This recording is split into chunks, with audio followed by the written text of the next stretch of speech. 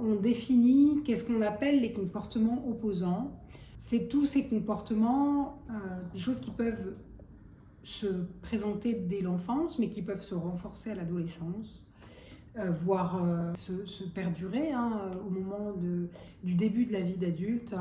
Qu'est-ce qu'on appelle comportement opposant? C'est le non systématique, parfois les insultes, parfois la violence, le jet d'objets. Également, en tout cas, la grande difficulté à coopérer, c'est vraiment quand on parle d'opposition, c'est pas juste un non de temps en temps, c'est vraiment une posture où l'enfant concerné ou l'adolescent concerné va de manière systématique s'opposer. C'est quelque chose qui s'est enregistré dans son fonctionnement neurologique. C'est-à-dire que ces neurones ont créé des connexions neuronales qui se sont créées avec une espèce de réponse systématique dans le non, dans l'opposition, dans quelque chose qui est de l'ordre de la non-coopération et qui peut se manifester aussi par des insultes un peu comme des tocs ou des tics, c'est-à-dire des insultes mais qui vont être quasi systématiques. On voit bien que c'est même pas des insultes qui sont dans un contexte donné, qui sont liées à une interaction, c'est quelque chose qui va être de l'ordre de l'automatisme. Comme si l'enfant ou l'adolescent ne savait plus fonctionner autrement. Il y a quelque chose qui est vraiment de l'ordre d'un mécanisme duquel lui-même ne sait pas sortir, même s'il en a envie. Les manifestations des comportements opposants se caractérisent dans l'enfance par une grande difficulté à gérer la frustration et par des crises qui peuvent vraiment être longues. C'est-à-dire il y a des comportements colériques qui peuvent durer jusqu'à une demi-heure, où l'enfant semble incontrôlable et on a beau essayer de l'apaiser, ça ne fonctionne pas. C'est quelque chose qui va se perdurer dans l'adolescence, mais peut-être ça va se transformer. C'est-à-dire qu'il ne va plus y avoir cette durée de crise très importante d'une demi-heure. Peut-être que la crise va durer moins longtemps, va être plus ramassée, on va dire. Mais il va y avoir un systématisme dans l'opposition, dans la difficulté à supporter le non. Et il va y avoir toujours cette manifestation d'insultes, de manifestations désagréables, de comportements qui peuvent être gênants, avec par exemple des cris, mais des cris qui vont paraître provoqués par par l'adolescent lui-même. C'est-à-dire qu'on sent que, comme si de lui-même il a amené ce cri. On peut se demander si c'est inné, si c'est acquis, ces difficultés, ces comportements opposants.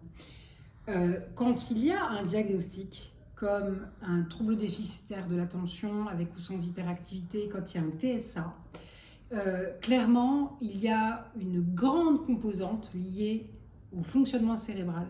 Il y a une immaturité cérébrale qui fait que l'enfant, l'adolescent, il y a une désinhibition qui fait vraiment partie de son fonctionnement cérébral. C'est une immaturité neurologique qui est de naissance, qui est liée à ce diagnostic, qui fait que c'est très difficile de se contrôler pour ces enfants-là. Et donc, il y a quelque chose qui, dès le début, fait que l'interaction, c'est des enfants qui ont beaucoup de mal avec la frustration, et ça fait partie de leur handicap.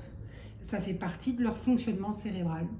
C'est une donnée qu'il faut pouvoir prendre en compte.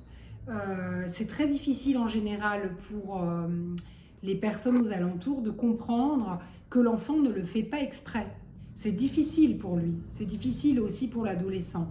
S'il n'y a pas une perversité qui serait là dès le départ ou quelque chose qui est en lien avec des caprices ou avec un problème d'éducation, d'excellents parents, des parents qui savent tout à fait mettre les limites, qui sont tout à fait des parents sains, peuvent avoir des enfants qui ont des comportements opposants qui sont problématiques pour leur socialisation et leur évolution en collectivité. C'est pas forcément les parents qui sont à remettre en cause. Je dis ça parce que souvent il y a une grande culpabilité de la part des parents d'avoir des enfants qui ont des comportements opposants. C'est quelque chose qui est très difficile sur le plan psychologique. On peut se demander d'où ça vient. Est-ce que c'est parce qu'on a été trop permissif? Est-ce que c'est parce qu'il y a eu des grosses difficultés au niveau de la cellule familiale? Eh bien, la réponse est que des parents peuvent être tout à fait avoir le bon positionnement, être tout à fait des bons parents, et pour autant, il y a des comportements opposants qui se manifestent et qui sont en grande partie liés à ce fonctionnement neurologique cérébral. Il y a plein de choses qui peuvent expliquer et qui peuvent manifester de manière plus systématique les comportements opposants.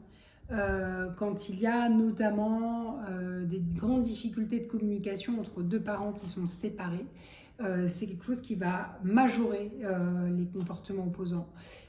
C'est quand il y a des grandes difficultés, voilà, c'est de compréhension, de communication dans le respect des deux parents. Une grande difficulté des deux parents de communiquer, ça peut majorer les difficultés d'opposition. J'ai pas envie d'utiliser trouble de l'opposition, trouble oppositionnel avec provocation. Ce sont vraiment des termes très pathologisants. Je pense qu'une des clés, moi, qui m'aide en tout cas dans ma relation à ma fille, c'est l'authenticité.